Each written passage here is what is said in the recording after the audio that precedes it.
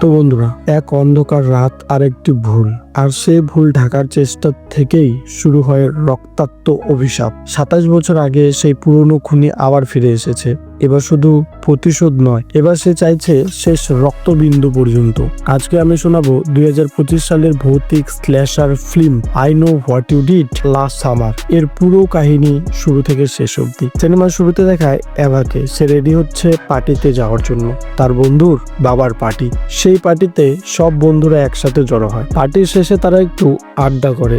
আড্ডা করতে করতে তারা যেতে চায় বোম ফাটানো দেখতে। গাড়িতে উঠতেই তারা দেখে তাদের পুরনো বান্ধবীকে, নাম স্টেভি, তাকেও তারা সঙ্গে নিয়ে নেয়। গাড়ি চালায় ডেনিকা। রাস্তার মাঝখানে গাড়ি দাঁড় করিয়ে দেয়। এক পাশে পাহাড় তো এক পাশে গভীর সমুদ্র। টেডি তাদের সাথে রাস্তার মাঝখানে ইয়ার্কি করতে করতে একটা গাড়ি তার নিয়ন্ত্রণ হারিয়ে রেলিং এ ধাক্কা লেগে সমুদ্রে পড়ে যায়। তারা সবাই হতবাক। কেউ বলে পুলিশকে ফোন করবে, কেউ বলে পুলিশকে ফোন করে ফিউচার কেন নষ্ট করব।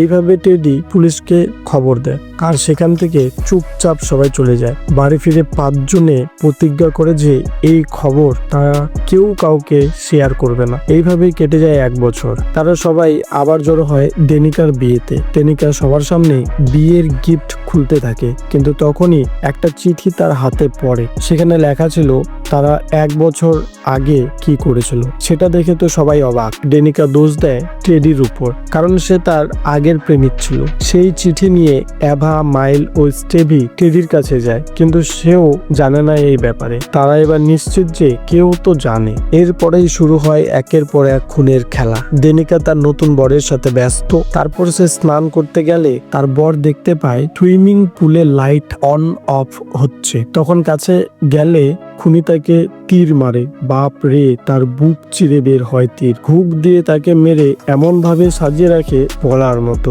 ডেনিকা স্নান ছেড়ে তাকে দেখে চিৎকার করে ওঠে। তখন পুলিশ স্টেশনে সবাই জড়ো হয়। সেখানে আবার টেডিও আসে। তারপর এভা, ডেনিকা, মাইল ও স্টেভি আলোচনা করে একটা মেয়ের ব্যাপারে, নাম টেইলা। এভা এবার সেই মেয়েটির কাছে যায় ওই কিলারের ব্যাপারে কথা বলতে, কিন্তু সেখানেও এই কিলারটা চলে আসে। সে মারতে চায় এভাকে, কিন্তু কিলারটা টেইলারকেও মেরে ফেলে। এভা কোনো মতে কিলারকে আঘাত করে সেখান থেকে বেঁচে যায়। সবাই মিলে এবার যায় লোকটির কাছে, যে লোকটি এভাকে পুলিশ স্টেশন থেকে বার করিয়েছিল। ওই লোকটি তাদেরকে ওই কিলারের ব্যাপারে কিছু বলছে, ২৭ বছরের কিছু পুরনো কথা শুনে তারা আবার আরেকটি লোকের কাছে যায়। সেখানে গিয়ে তারা বুঝতে পারে এই কিলারের ব্যাপারে। টেডি ও ডেনিকা এবার শ্মশানে আসে।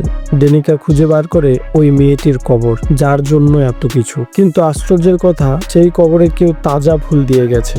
যাই হোক, এবার তাদের পুরনো প্রেমের কথা বলতে বলতে সেখানেই হয়ে যায় রাত। বা কিলার তারপর আবার সেই তার হুক নিয়ে এন্ট্রি। ডেনিকাকে প্রায় মেরে ফেলেছিল, টেডি এসে বাঁচিয়ে দেয়। তারপর আবার ৪ জনে এক হয়ে আলোচনা করে। ডেনিকা আবার টেডির প্রেমে পড়ে। এভাও মাইলকে ভালোবাসে। এভা আর মাইল রোমান্স করছিল।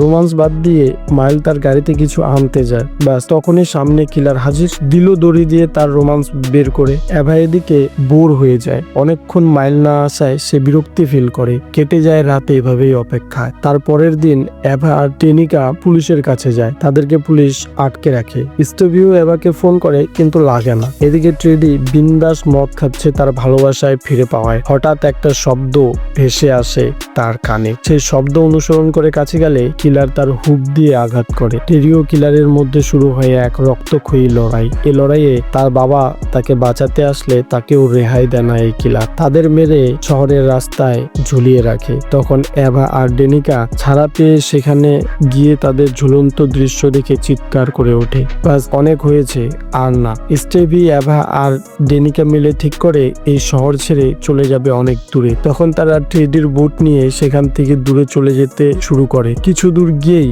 আবার কিলার। এবার কিলার মুখোশ খুলে তারা দেখে স্টেভিকে। বোটের মধ্যেই শুরু হয় তাদের সাথে লড়াই। সাহায্যের জন্য আসে সেই লোকটি যে ডেনিকাকে পুলিশের হাত থেকে বাঁচিয়েছিল। ততক্ষণে স্টেভি ডেনিকাকে মেরে সমুদ্রে ফেলে দেয়। তখন লোকটিও স্টেভিকে মেরে ফেলে গুলি করে। লোকটি তখন এভাকে নিয়ে চলে যায়, কিন্তু এভা তার সাথে গল্প করতে করতে বুঝতে পারে ওই যে কিলারের হাত থেকে বেঁচেছিল আঘাত করে এই সেই শয়তানটা। তখন এভা পালাতে চায়, কিন্তু কিলার তার পিঠে ছুরি মারে, সেও তাকে তীর দিয়ে মেরে ফেলে। সবশেষে দেখা যায় ডেনিকা সমুদ্রের জলে পড়ে বেঁচে যায় ও তার সঙ্গে এভাও বেঁচে যায়। দুজনের গল্প করে আর এই সিনেমা এখানেই শেষ হয়। তো বন্ধুরা, রক্তের খেলা কিন্তু এখনো শেষ হয়নি, এর পার্ট কিন্তু আরো আসবে। তাই পরের পার্টে সিনেমার গল্পের জন্য চ্যানেলটিকে সাবস্ক্রাইব করে পাশে থাকবেন। দেখা হচ্ছে পরের ভিডিওতে, ততক্ষণে ভালো থাকবেন সবাই, ধন্যবাদ।